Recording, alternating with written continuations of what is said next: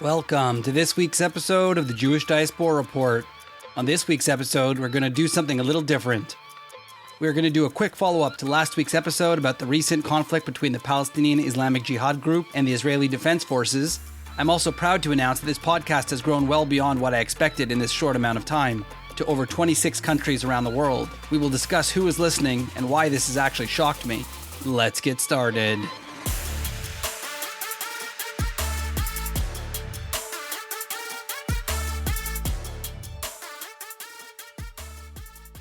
In last week's episode, we discussed Operation Breaking Dawn, the IDF's preemptive attack on the Palestinian Islamic Jihad terrorist organization in Gaza and the West Bank.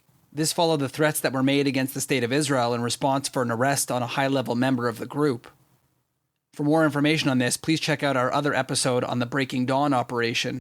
Thankfully, the ceasefire that was brokered by Egypt has held and things have become more peaceful. Israelis are no longer facing hundreds of rockets, and the Palestinians are able to live again without fear of retaliation from the Israelis or accidental Palestinian rocket fire. A recent issue that has arisen in the aftermath of the ended conflict, and an issue that I feel is another great example of the things that I've expressed on previous podcasts. I wanted to share this news with you about a small form of validation for some of the things that I've said in previous podcasts. In the past, I've discussed the anti-Israel bias in the United Nations, especially when it comes to resolutions against Israel and the silence against Palestinian terrorism.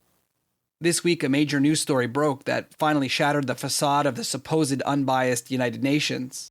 The Times of Israel is reporting that Sarah Muscroft, a United Nations official, has been fired from her position with the United Nations due to a terrible and irresponsible tweet that she made following the end of the Gaza conflict.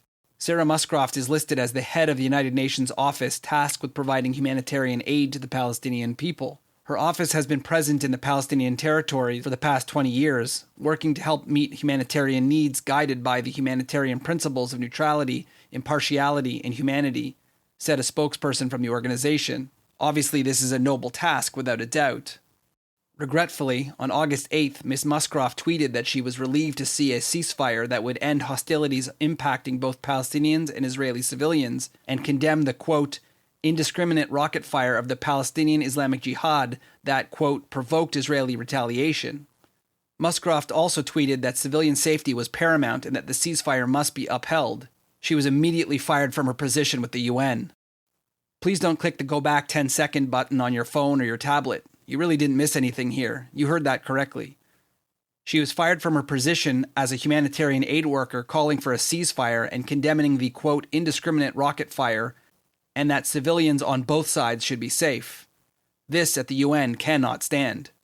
Especially the part that most of the world already knows. If a terrorist organization fires rockets into civilian populations of a country, that country has every right and responsibility to defend its people.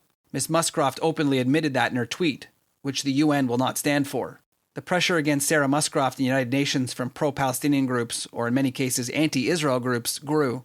These groups would not allow for the world to know that the Palestinians bear at least some responsibility for the harm that their rockets do, either to their own people that are killed by misfired rockets, or the retaliation from the Israelis trying to destroy rocket-launching sites, these sites that are purposely put into heavily populated Palestinian areas. As the pressure grew, Ms. Muscroft was bullied into deleting her tweet. Following the decision, she tweeted that her initial statement was, quote, ill-informed. Then, likely fearing the toxic response from the anti-Israel groups, she deleted her Twitter account entirely. Muscroft apologized for her, quote, poor judgment. Sadly, this is not the first time that we've seen this type of thing. Last year, another UN official met a similar fate for speaking honestly about the State of Israel. In 2021, the UN Palestinian refugee chief was pressured into apologizing by Palestinian groups after admitting on Israeli TV that the IDF strikes on Gaza were, quote, precise and sophisticated. We can see a number of things at play in this story, and I feel like it's important that we point it out. One, the United Nations is absolutely not an unbiased mediator between nations. Clearly, anyone who works for the United Nations must adopt a hostile attitude towards the State of Israel, and a complete and utter blind spot to the Palestinian terrorist groups. If they dare speak the truth of what they know, they are fired immediately. Two, we can see at least some people on the ground are willing to state the truth about this situation.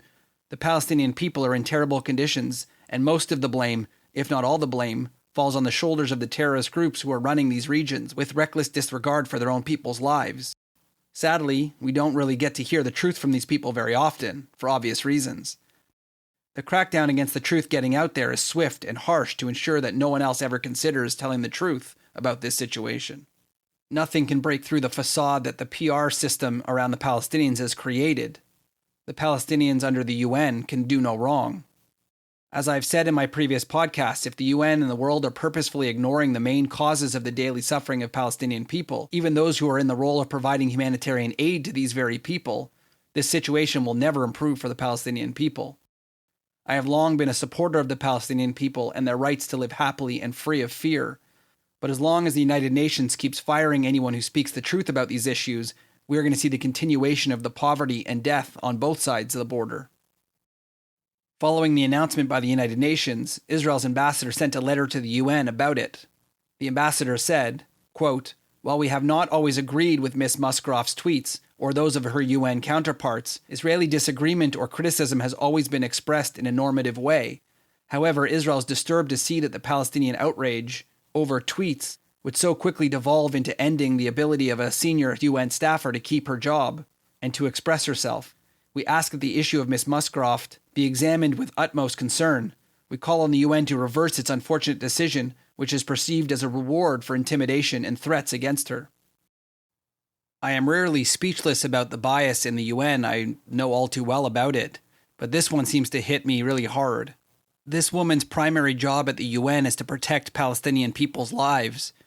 And when she tries to speak out and actually do her job specifically to speak about the lives of the Palestinian people and how they need to be better, she's fired, essentially for doing her job. I'm honestly just speechless.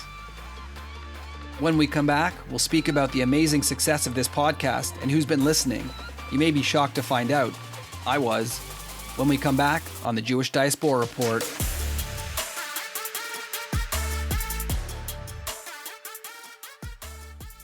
When I began this podcast 8 months ago, it was a bit of a risk. I really didn't know what this podcast would become, but I felt like it was important to bring these issues facing the Jewish diaspora to light.